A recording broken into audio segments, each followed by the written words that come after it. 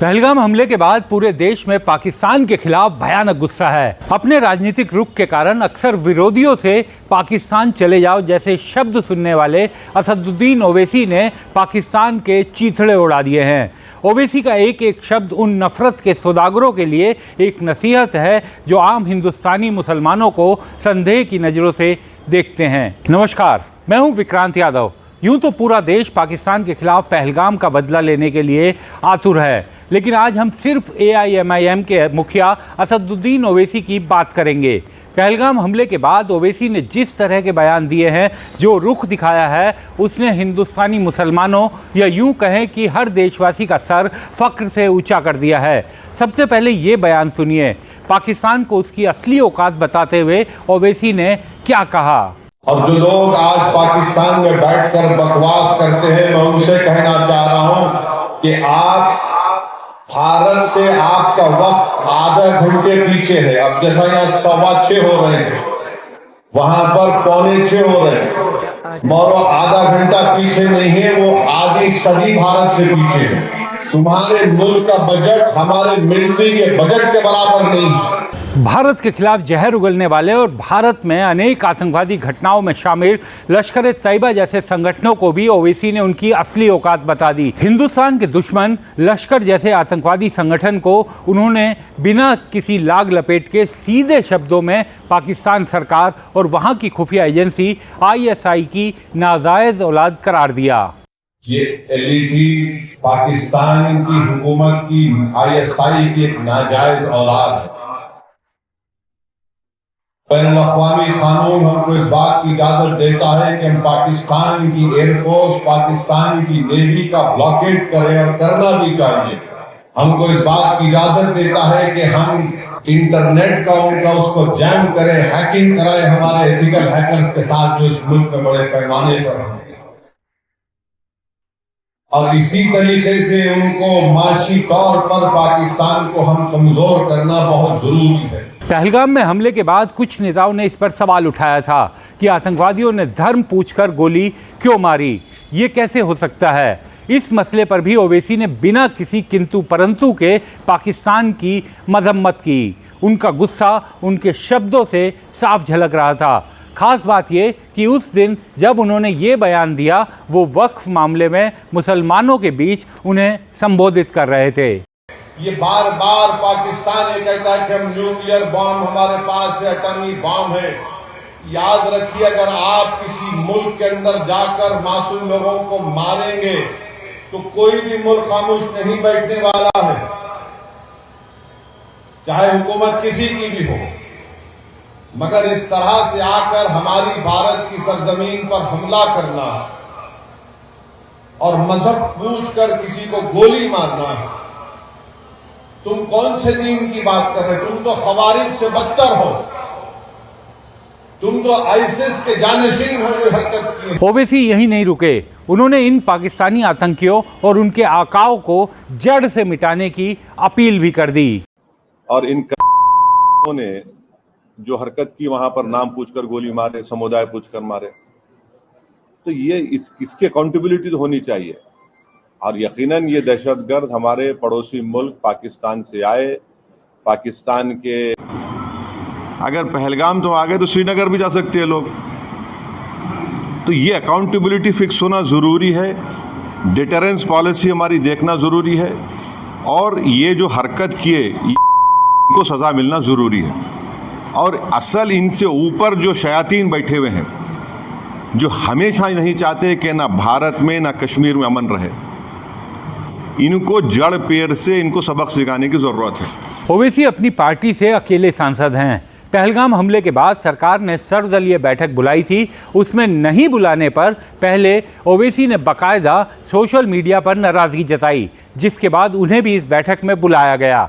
ओवैसी ने बैठक में साफ कहा कि इस हमले के खिलाफ हिंदुस्तानी सरकार जो भी एक्शन लेगी वो पूरी तरीके से उसके साथ है, क्योंकि ये सियासी नहीं देश का मामला है। तो इस पर हमने कहा कि इस पर देखने की जरूरत है, और सरकार जो भी एक्शन लेगी हमारे देश के तमाम लोगों को उनकी जान और माल को बचाने के लिए, खासतौर से इस बुज़दिलाना, वहशियाना, दहशतगर्द हमले के बाद हम उसकी तायीद करेंगे। ये कोई सियासी मसला नहीं है, ये हमारा नेशनल मुफाद है, नेशनल इंटरेस्ट में है और हम उनके साथ खड़े रहेंगे। ओवैसी के इन बयानों से साफ है कि भले ही वो हिंदुस्तानी मुसलमानों की राजनीति करते हैं, लेकिन इस देश के मामले में उन्होंने एक सच्चे हिंदुस्तानी का परिचय देते देते उन नफरतियों को भी संदेश दिया है जो बात बात पर उन्हें मुस्लिम मुद्दे उठाने पर पाकिस्तान जाने की बिन मांगी सलाह दे देते हैं। और ये टीवी चैनल पर बैठकर एंकर बोल रहे ये करना चाहिए, वो करना चाहिए। महाशय और मोहतरमाओं से कह रहा हूं, वो आप नहीं करेंगे। आप तो स्टूडियो के एयर कंडीशन कमरे में बैठकर ज्ञान दे रहे हैं। अगर आपके बाजू एक पटाखा उठा तो नहीं मालूम क्या का आपका फट जाएगा जिस्म का। तो आप ज्ञान मत दीजिए। तो ये जो हमारे वतन अजीज में कश्मीरियों के खिलाफ एक नफरत पैदा करने की कोशिश की जा रही है, गलत है। और हुकूमत को भी ये सोचना चाहिए कि कश्मीरियों के खिलाफ जो नफरत पैदा की जा रही है मुल्क के मुफाद में नहीं है। हमारे मुल्क के वजीर आजम से भी कहेंगे कि जब कश्मीर हमारा अटूट हिस्सा है और रहेगा इंशाअल्लाह, तो कश्मीरी भी हमारा अटूट हिस्सा है। हम कभी भी कश्मीरियों के खिलाफ ये जो टीवी चैनल पर ये बड़े बड़े एंकर बैठकर गुफ्तगू कर रहे हैं, बेशरम है पूरे एंकर। अगर कश्मीर हमारा अटूट हिस्सा है और रहेगा तो कश्मीरी भी हमारा अटूट हिस्सा है।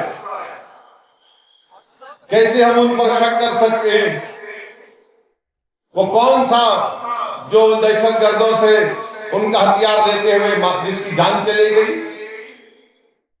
वो कौन था जो अपने कंधे पर जख्मी लोगों को बिठाकर 40 मिनट चलकर नीचे लेकर आया? वो कौन था? कश्मीरी था जो एक मासूम बच्चे को उठाकर उसकी जान बचा रहा था। तो ये जो हमारे वतन अजीज में कश्मीरियों के खिलाफ एक नफरत पैदा करने की कोशिश की जा रही है, गलत है। ऐसे नाजुक वक्त पे भारत को एक होकर जो पड़ोसी दुश्मन है उसके खिलाफ अगर जवाब देना है तो हमको मुत्तहिद रहना पड़ेगा। पाकिस्तान यही चाहता है, ISI यही चाहती है, LED यही चाहता है कि इस मुल्क में हिंदू और मुसलमानों में और इख्तलाफात बढ़े। तो जो टीवी चैनल पर बैठकर अपने TRP रेटिंग के लिए गंदगी बक रहे हैं, मैं तुमसे कह रहा हूं कम से कम थोड़े दिन तो ठहर जाओ, थोड़े दिन तो ठहर जाओ। तुम तो साल के 12 महीने रोज तुम बकवास बकते हो, मगर ये वक्त नहीं है। इस वक्त पर मुल्क को मुत्तहिद रहना है। और हम मरकजी हुकूमत से भी कहते हैं कि आपको जो कार्रवाई मुनासिब समझते हैं कार्रवाई करिए। और ये टीवी चैनल पर बैठकर एंकर बोल रहे ये करना चाहिए, वो करना चाहिए। महाशय और मोहतरमाओं से कह रहा हूं, वो आप नहीं करेंगे। आप तो स्टूडियो के एयर कंडीशन कमरे में बैठकर ज्ञान दे रहे हैं। अगर आपके बाजू एक पटाखा उठा तो नहीं मालूम क्या का आपका फट जाएगा जिस्म का। तो आप ध्यान मत दीजिए। जो कार्रवाई मुनासिब समझती हमारी हुकूमत, हम उसकी तारीफ करते हैं। और हुकूमत को भी ये सोचना चाहिए कि कश्मीरियों के खिलाफ जो नफरत पैदा की जा रही है मुल्क के मुफाद में नहीं है। कश्मीरियों को, हमको उनके दिल को और उनसे करीब होना है। ओवैसी ने कितना कड़ा रुख अपनाया, इसे इस बात से भी समझ सकते हैं कि RSS का मुखपत्र कहे जाने वाले पांचजन्य ने भी उनके इन बयानों को प्रमुखता से उठाया और सोशल मीडिया पर प्रचारित भी किया। तो इस खबर में इतना ही।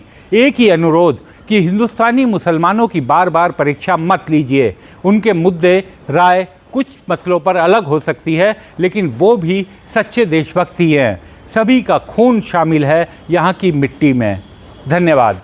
आपसे अनुरोध कि हमें लाइक कीजिए, शेयर कीजिए और सब्सक्राइब कर हमारी आवाज़ को ताकत दीजिए। हमारे चैनल को कृपया लाइक करें, सब्सक्राइब करें और अपने साथियों से भी ज़रूर करवाएं। शुक्रिया।